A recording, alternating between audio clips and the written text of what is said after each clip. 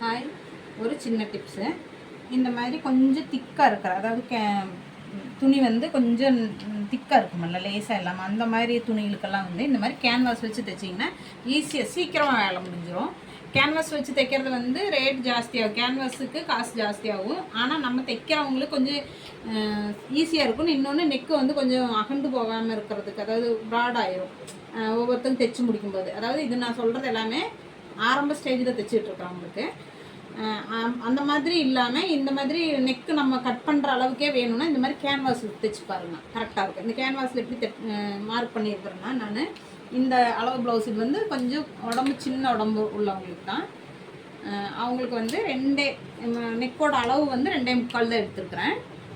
ஆனால் லென்த்து வந்து கம்மியாக எடுத்துருக்குறேன். லென்த்து நெக்கோட இறக்கம் வந்து 8 இன்ச் தான் எடுத்துருக்குறேன். 8 இன்ச்சில் வரும்போது பெருசாக இருக்கிறவங்களுக்கெல்லாம் இங்கேருந்து வந்து கொஞ்சம் ப்ராடாக மார்க் பண்ணிவிட்டு இப்படி நல்லா ரவுண்டாக மார்க் பண்ண, இந்த மாதிரி உடம்பு சின்ன உடம்பு, ப்ளவுஸ் வந்து சின்ன உடம்பு, அவங்களுக்கு வந்து மார்க்கு தான் இந்த மாதிரி பண்ணிக்கோங்க. கொஞ்சம் குறுகலாக பண்ணிக்கோங்க. இந்த ரவுண்டு வந்து கொஞ்சம் குறுகலாக பண்ணிட்டோம்னா கரெக்டாக இருக்கும். அதேமாதிரி இது வந்து 8 இன்ச் எடுத்துருக்குறேன். அதேமாதிரி ஃப்ரண்ட் நெக் வந்து 6 இன்ச்சுக்கு தான் எடுத்துருக்குறேன், 6.25 எடுத்துருக்குறேன்.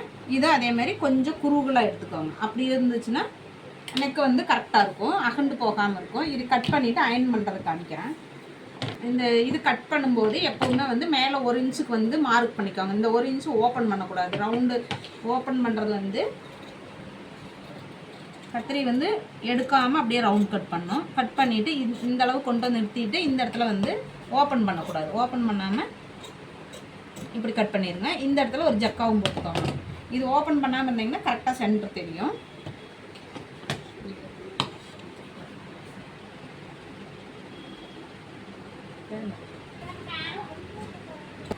கரெக்டாக வச்சுக்கோங்க. கரெக்டாக வச்சுட்டு இந்த அயன் பாக்ஸு கீழே ஒரு தடவை ஃபஸ்ட்டு கீழே அயன் பண்ணிவிட்டு அதுக்கப்புறம் இது மேலே வைங்க. ஏன்னா ஒரு அயன் பாக்ஸ் ரொம்ப ஹீட் ஆகிடுச்சுன்னா பிடிச்சிக்கும், அந்த கேன்வாஸ் வந்து பிடிச்சிக்கும்.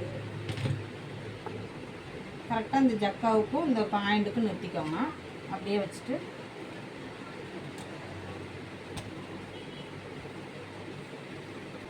வந்து நான் தைச்சது தான் இது வந்து இதுவும் கேன்வாஸ் வச்சு தைச்சி திருப்பினது தான். இந்த ஜாக்கெட் நான் தைச்சது தான். இந்த டிசைன் எப்படி இருக்குதுன்னு பார்த்து சொல்லுங்கள். அதே மாதிரி இது வந்து நெக்கு வந்து இதில் இந்த இடத்துல வந்து ஒரு ஸ்டிச் போட்டுட்டு இது வந்து சுருங்கி வராமல் இருக்கிற, கேன்வாஸ் பிரிஞ்சு வராமல், அதுக்கப்புறம் நெக்கு தையல் போட்டு திருப்பி கட் பண்ணி தைச்சிங்கன்னா கரெக்டாக இருக்கும், அகண்டு போகாது, நெக்கு வந்து அகண்டு போகாது. இந்த மாதிரி சின்ன சின்ன டிப்ஸ் பிடிச்சிருந்ததுன்னா லைக் பண்ணுங்கள். பாய்.